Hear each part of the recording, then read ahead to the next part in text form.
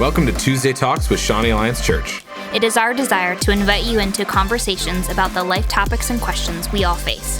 Wherever you are in your faith journey, we invite you to explore the freedom found in a transformed life.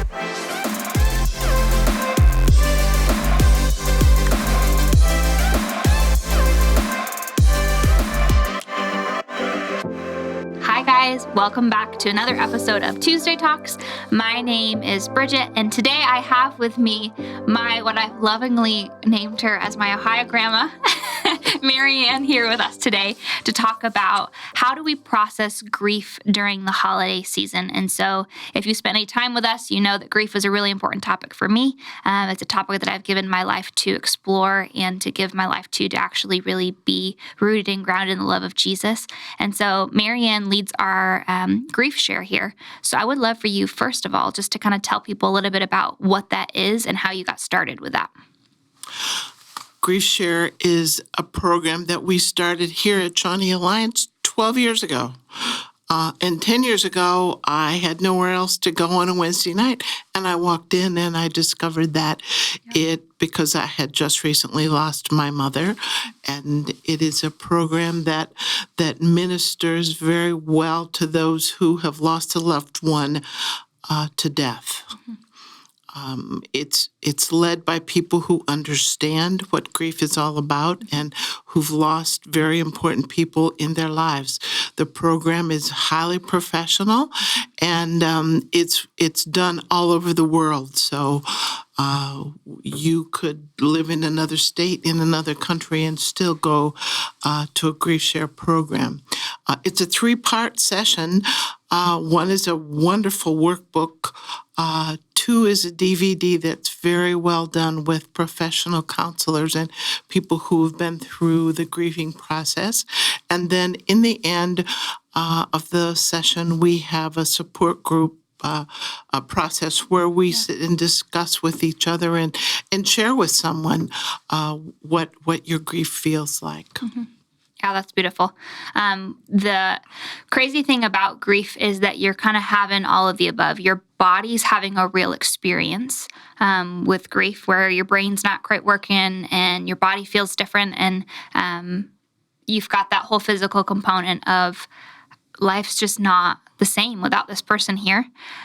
You've got the soul part of it of this is someone that I deeply loved, family member, friend, coworker, whoever it is that you've lost. And then you've got the spiritual component of like, hey, Jesus, like, what the heck are you doing here? Are you really who I thought you were? And so that can get really complicated in the holiday time. And typically our drive to self-protect is to shut down and isolate and just say, I'm just going to avoid everything. I'm not going to go to the Christmas parties. I'm not going to call my relatives. I'm just going to avoid all the pain because my heart hurts so much. What are your thoughts on that, of the dangers of isolating and shutting off from other people? When you completely isolate yourself and you go in a corner and you pull up the blanket and you don't talk to anyone, you don't go anywhere, you're putting yourself in a much darker place than perhaps you need to be. We don't expect you. A lot of people get a week off for grief once they've lost a loved one from their job. That's not enough time. No. You need a lot more time than that. And so people tend to isolate themselves. We suggest that if you're given an invitation, you should say to the person inviting you, I may be having a bad day that day, and I may be able to come to your party, your dinner, your whatever. I may come for a half hour. Mm-hmm. And that just so that they know that if you're just overcome, you just can't handle all of the socialness, all of the merriment that you can leave, and it's perfectly acceptable to do that. But complete isolation really is it makes things much more difficult. Mm-hmm. And I think the beauty of that statement is being brave to ask for what you need. It may not, for this conversation, we are focusing a lot on if you have had a loved one die. But we all know that we all carry grief in many different seasons. So Christmas for you this year, the holiday season might be grieving the loss of a job or the loss of a relationship or the loss of someone that you love. And so we want to give space for that these are tools and these are questions that our heart needs to process with whatever we're grieving. And so I think, being able to have those conversations to say, hey, I'm super happy to come to the Christmas party, but I don't have it in me to make the dinner this year. Or I don't have it in me to babysit all the children like I usually do. Or just being able to change those boundaries. Like just the way that you've related in the past may not be what your heart has the capacity to do.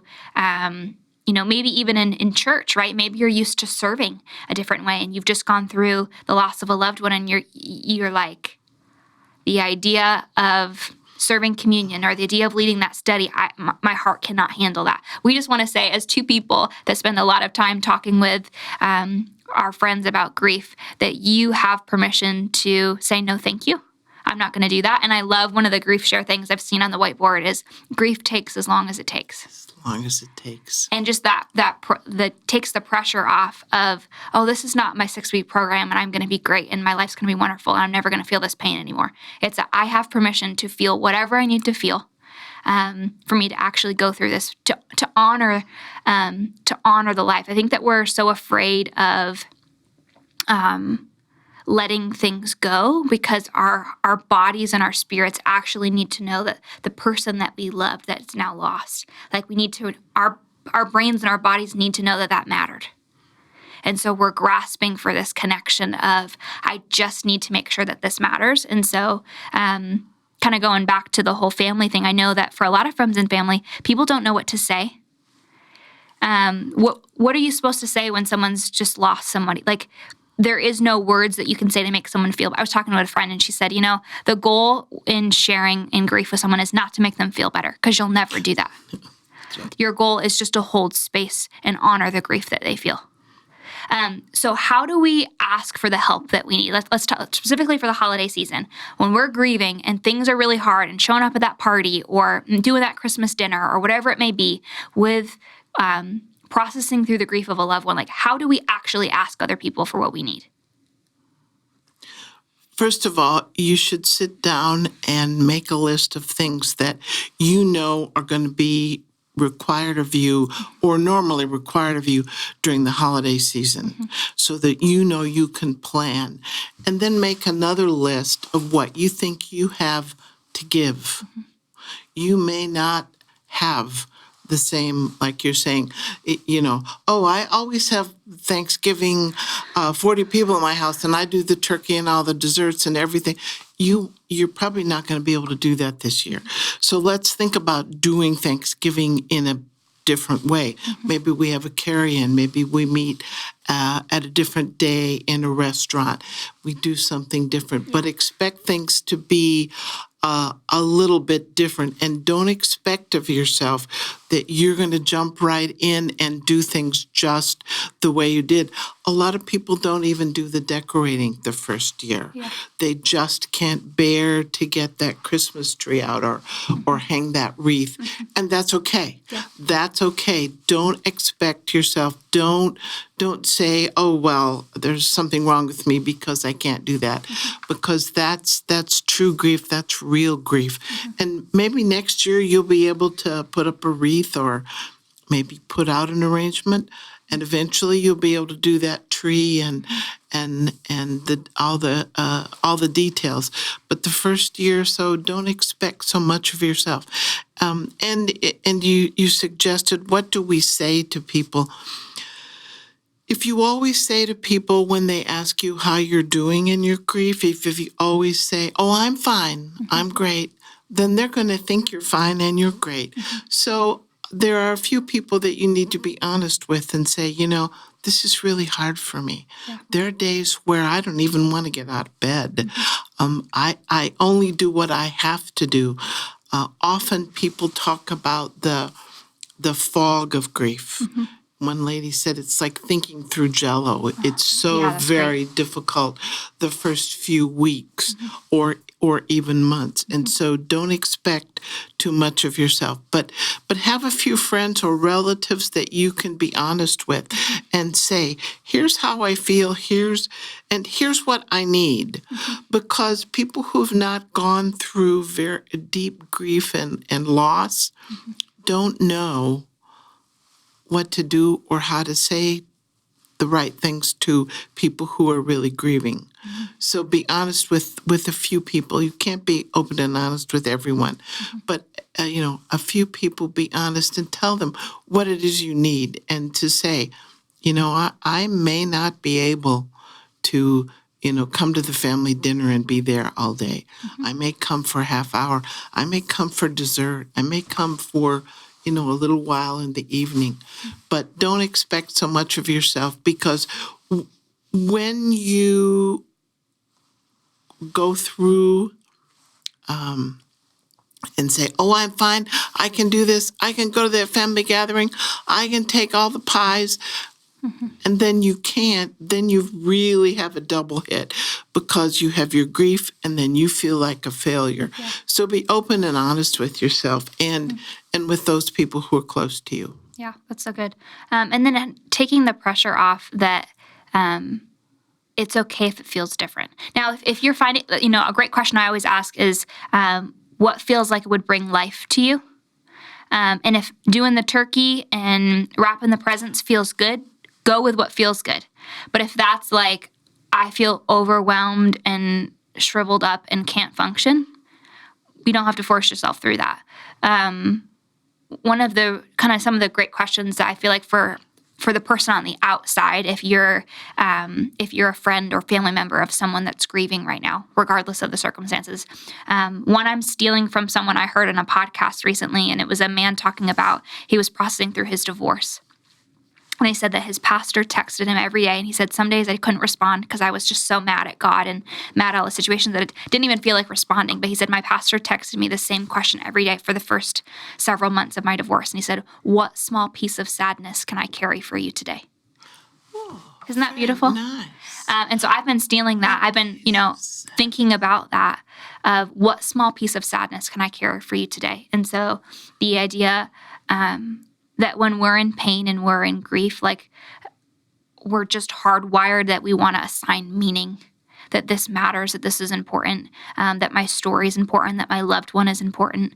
And then the other thing is I've kind of made a routine of when I know someone is in grief, instead of saying like, oh, I'm so sorry for your loss, like that can be helpful, but to actually look at people and say, hey, I honor your grief. It's not a bad thing. It's not an ugly thing. It's not something that I'm embarrassed about. I think you're so brave for feeling this, because the alternative, grief is so hard. The pain is so overwhelming that your body doesn't know what to do with it. And so being the outside person and saying, I don't have the right words. I have nothing to make you feel better, but that's not my job. But to say, hey, you're really brave. You're really brave for showing up to that dinner, or you're really brave for, taking a shower and going to the grocery store, whatever, like literally whatever it may be, like, hey, I really honor your grief. And so if you're someone from the outside that's like, I don't even know what to do, you can even use that as a question, with people in your life of, how can I honor your grief today? Is that buying a meal and saying, hey, here's a gift card to pizza place, go ahead and get a pizza tonight? Or whether that's a, hey, can I pick up your kid for school because I'm bringing my kid to the same place, or whatever it may be, like, how can I honor what you're going through? And as the person that's grieving, don't expect everyone to get it right. That's why you're going to check in with your counselor, your pastor, a therapist, someone that is able to walk you through that side. But having things like Griefshare, where you're in a group, or even just close friends and family, that you have that space to kind of process through what your grief process is like, is really good. Our culture doesn't give us much time to grieve. Correct. They don't They don't say, well, years ago, women used to have to wear black. Widows used to have to wear black for the first year. And so after the first year, they were expected to be done with their grief. Or you might not be done with your grief.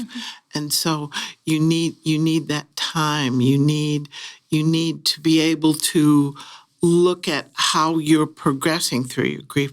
And I think that's important to know.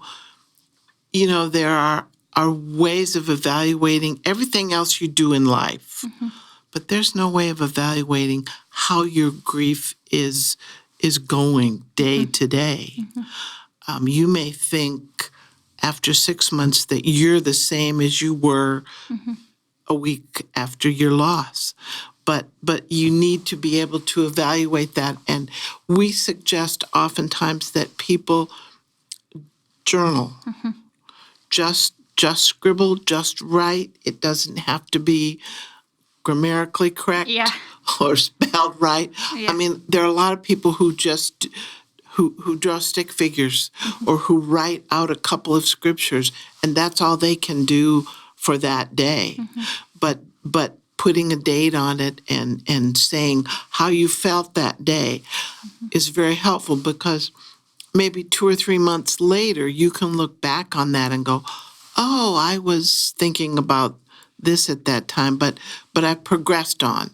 And you can watch your own progression, whereas there aren't a lot of ways to evaluate how are we doing? Am I getting through this? Because our culture certainly doesn't give us. One lady was given 3 days after the death of her son. She's like, in 3 days, I couldn't even go through the funeral. And they wanted her back at work. Or we have people come in who have very important job. One gentleman who drove an 18-wheeler. He said, I knew I couldn't get in there and be safe. Correct. And so I backed off. I waited a while until I felt more comfortable. And I got through that fog, that real heaviness. I think it's important for people to know that they're not messed up or broken. It's the cultural system that's messed up and broken. Like, I'm actually really concerned if in 3 days after losing a loved one, if your life is everything's fine. I can run a marathon. I'm the spelling bee champion. I can do all this stuff. It's like, oh wait, like there actually is. I think what you said about the journaling place of grieving well is not that you're like, oh, I'm sad today and all of a sudden now I'm happy. It's like, are you actually present to what's happening inside of you, whatever it may be? If it's a lot of anger, if it's a lot of sadness, if it's a lot of regret or loneliness or depression or, I was talking to someone the other day and I said, there's a really big difference between experiencing depression and being and drowning in depression, right? When you go through a really significant trauma, like the loss of a loved one or the loss of a job or the loss of a relationship or whatever that may be, like your body experiences depression. Like you said, the brain's not working. One of the things that I've learned recently is that people can have like physical sensations with grief. So you can have like aches and pains, or I experienced what was called grief itch, where my skin just itched uncontrollably and I didn't have a reason for it. And so I ended up asking a massage therapist about it because I went and had a massage and I was like, hey, have you ever heard of this before? And she goes, oh yeah. She's like, I've even seen people that will break out in rashes over their heart because your body doesn't know what to do with the sadness that it feels. And so experiencing grief, experiencing depression, we need to stop making that such a negative thing. It just is a thing. It's information. It's the season that you're in. It doesn't have to destroy everything. I think when we use that word of grief or depression, there are all these very negative, like there's something to like escape so that you can get your life back. They're bad, yes. But going back to the honoring of grief is, hey, I honor, even, and I love that those examples of people with their job of like, first and foremost, you are, as the person that's grieving, you're responsible for honoring you. So to honor me and say, hey, the job that I used to be able to do, no problem, I honor that my brain's not functioning right now. I honor that the foods that once were delicious and I loved having Sunday dinner with my family member that now is in heaven, like I honor that, roasted chicken is disgusting or whatever it may be. It's like, oh, I honor that this is different, and I honor that my body is processing through that. Whether it's, I feel tired, like I get through my workday and I come home and I'm just exhausted, like giving your body that time. If you need to go to bed earlier, go to bed earlier. If you have a hard time, being around a bunch of people, maybe you need to wake up earlier and have some time, have some journal time to yourself, or have some time where you can have that space, is just a really important process of that. And so, how do we, I guess, kind of have two questions here. Number one, what are some creative ways that maybe you've heard of from people in groups of how they honor their loved ones when they've passed? Like, what are some ways that we can, instead of avoiding the pain and just being like, oh, I don't want to forget them, but I don't want to keep crying, or I don't want to keep hurting. What are ways that we actually can honor the people that we've lost in a way that will help bring some celebration and healing? Especially during the holiday time when there are other people around and people have a tendency not to ask or not to mention that loved one's name. Just having one of our ladies just in this last group, she bought a lovely candle and a wreath, and she's going to use it for the Christmas dinner decoration. Beautiful. And she's going to light the candle, and they're going to talk about their loved one and what they really missed. Another thing that's really good, especially this time of year, if your loved one had a cause that was near and dear to them, maybe they liked animals, maybe they thought the Salvation Army did a good job, those kinds of things, to give a donation or to even go and help, in those areas, in the name of your loved one, is very, very helpful to honor them instead of, and I think that's a positive way of looking at your loss, instead of weeping and being sad all the time because they're not here. You're doing something positive in their name. So you're thinking in a positive way about that loss and not, completely all in a negative sense. That's good. I know one of the things that my counselor has always talked about too is the idea of writing letters. And so being able to write letters, to your loved one and say, hey, just for your own heart, to say, if you were here right now, this is what I'd want you to know. I'd want you to know about the Christmas tree I put up. I'd want you to know about our grandchildren. I would like to be able to share that. And sometimes that can be even like the journaling piece of even just having that letter you write to your loved one to be able to say the things your heart really wants to say, because that's okay. That's okay to have words that you wish you could say, and be able to share that space just to make sure that they are honored. And I think, when you're in a family and you've lost a loved one, everyone's experiencing grief differently. So being able to hold that grace to say, hey, it's okay that you have the capacity to go to the grave, in Christmas morning, but I don't. Or, I